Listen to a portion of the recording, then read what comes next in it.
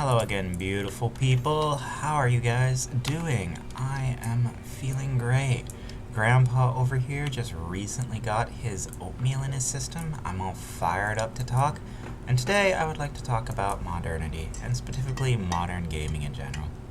And even more specifically, Baldur's Gate 3.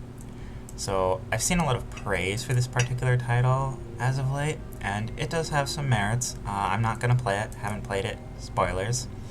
And I'll explain why. It's woke trash, spoilers again. But let's get into it. So, why are people pleased with the whole gating of Baldur's for the third time? The title, some random studio that I guess made another game series called Divinity, never played that either, licensed, and now is giving to the world. So, what's exactly going on here? What's the big deal? Like, people are so desperate in modern day gaming and modernity for a title or a project that doesn't have FOMO Battle Pass garbage. And, they're seeking that experience of yore that's so far long gone, pretty much, that they're willing to even go through and embrace absolute woke-hearted trash to do it. And I get it. Like, modern gaming is absolutely untenable in every respect and regard.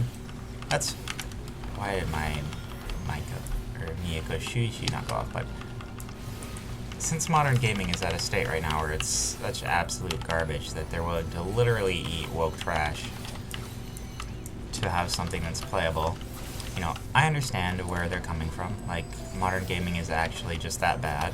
There's no doubt about that. But we need to take a step back here and stop, praising companies for things that are clearly woke garbage. Just because they do some things right doesn't somehow make the game accessible or playable. And why do I call it woke garbage? Why am I railing on it so hard even though I know nothing about the story? Oh, and another thing before I continue, is they're praising it because it's fully complete.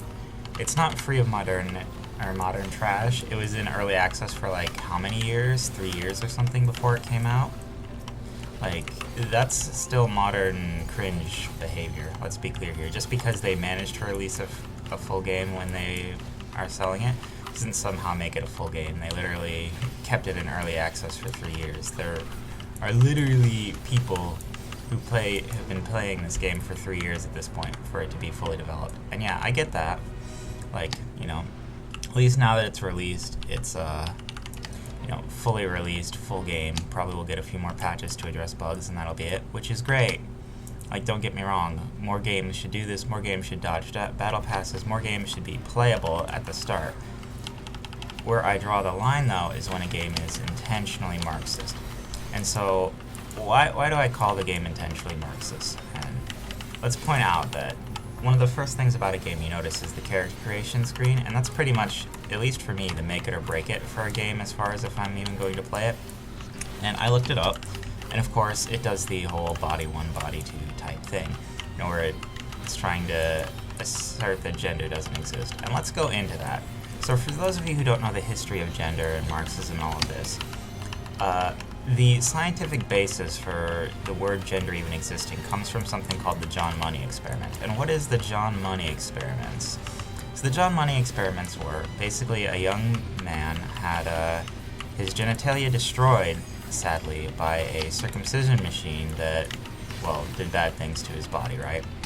Horrible accident. Someone's life is ruined. Boo-hoo.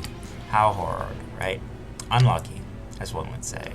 Circumcision, another thing I don't like. I've made a video about how horrible I think it is, but that's beyond the point here.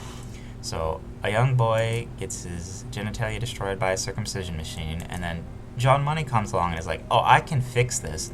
Let me mutilate the child further, and then we'll put him in a dress and pretend he's a girl. And so, this pedophile, and let's be clear here, John Money was a pedophile from his own scientific research. This is scientifically documented pedophilia. So he then had the young child, mutilated him into looking like a girl with his own degenerate hands, and then had the family pretend it was a female. And this is the basis for there being gender being no social construct. There's no such thing as man and woman, all of that. And so for the first couple of years, when the child was, too young to really understand what was going on or make anything about himself, it seemed to be acceptable, right? The child lived, as happy a life as a mutilated little baby could, up until around the, later in life. But we'll go into later in life. Yes, but this doctor also, by the way, had him and his brother simulate sexual acts against each other in front of him, and it's been scientifically researched that's what he did. So we have underage children performing, simulated sex acts in front of this John Money professor after he ruined one of their bodies by mutilating it into a girl. So let's be clear, this is where the idea that gender and all of that doesn't really mean anything. And spoilers, the two children involved in this, both of them, the boy that was mutilated and the boy that was sexually abused by John Money, both ended up committing suicide before they turned 40, I believe.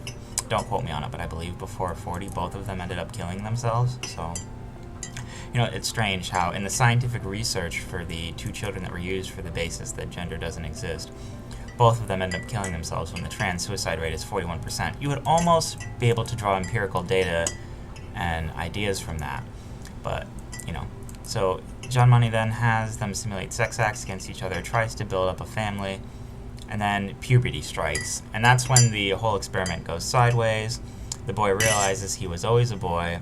He detransitions later in life, we'll say. That's a good word for it. He detransitions later in life and acts out his natural gender roles to the best of his ability, realizes he's a mutilated cuckboy at that point, and then kills himself because, why would you want to be an Enoch? Very, very hilarious, very funny. And so this is what you're supporting if you want to play Baldur's Gate 2 because of the body types. This is what the developers of Baldur's Gate 2 believe. They believe that mutilating children is somehow helpful and that the trans community should kill themselves. I don't know any other way you can take it. If you're willing to cite that as your scientific research, if you buy into the fact that gender is not a biological reality, that men and women are different, if you refuse to accept that, then the only conclusions I can draw about you are that, or you're a lying, deceitful, Marxist piece of trash. Either or. I'm going to go with usually lying, deceitful, Marxist piece of trash that wants to alright, you're annoying me. Wants to destabilize society through basically corrupting it. Or you're a pedophile. One or the other. In the case of someone like John Money, I don't think he was a Marxist. I think he was just a pedophile. And a sick one at that. But he got to get his rocks off, live out his dream of destroying a young man's life. Strange how none of the people that ever comment this seem to discuss the reasons that it led the experiment's children to suicide, how they rejected the premise of it completely later in life, and that the entire thing is absolute trash and trite. But hey, who am I to talk about, objective reality and the facts behind a scientific experiment? Clearly the scientists know better, the ones that are dressing children up, having them perform sex acts with each other as brother and sister, incestuous, mutilated baby acts. Who am I to really be critical of something so pure and so wonderful, right? And so you might be saying, well, what does this have to do with Baldur's Gate? Maybe they just bought into the propaganda. Maybe they don't really care. And it doesn't have anything to do with the Baldur's Gate people. If they've accidentally bought into this propaganda, they've accidentally, convinced themselves through whatever woke career, not thinking about things, that somehow all of this is acceptable. Somehow, children really do deserve to be mutilated and then, sexually assaulted for the science, we'll say. Then I don't know what to say to a person like that. You're either deeply deceitful, lying, or just deeply, low IQ, low room temperature IQ. And I'm generally someone that, as you can tell by my positive, happy demeanor, that likes to think the best of people. I usually assume ignorance instead of malice. And in this case, I'm hopefully assuming ignorance, but it doesn't matter. You're still propagating this, to children. It's a video game. The target audience is children. And when your target audience is children, you're trying to brainwash them into something that literally is going to end with 40-something% of them killing themselves. Currently, just objective reality, that's currently what's happening. It might be time to look at that and say, what? Maybe we might want to think about this differently. Maybe we might want to, not have the little kids murdering themselves. Just a thought. But yeah, So that's the basis for why Body Type 1 and Body Type 2 are literal travesties. They're literally killing people unironically. And if you play this, I'm sure the story has like woke elements to it and it's garbage. And if you're a leftist, I'm sure it's great. It must be a breath of fresh ass in this industry that you're able to escape, basically the whole wokeism and everything that spawned from it. I'm sure that this company in particular is probably getting its money from BlackRock and ESG instead of, having to use battle passes and all that, which is how they're sustaining themselves. That's probably what's going on anyways.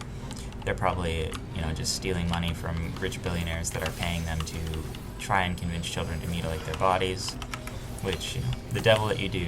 I know that's a very sardonic take of what's probably happening, but I would be willing to bet some amount of money that BlackRock or some other ESG peddling, pedophile corporation is involved, at least in this particular scenario. Can't know for certain. Might never know. I'm sure it's disclosed somewhere, but I don't know how to check.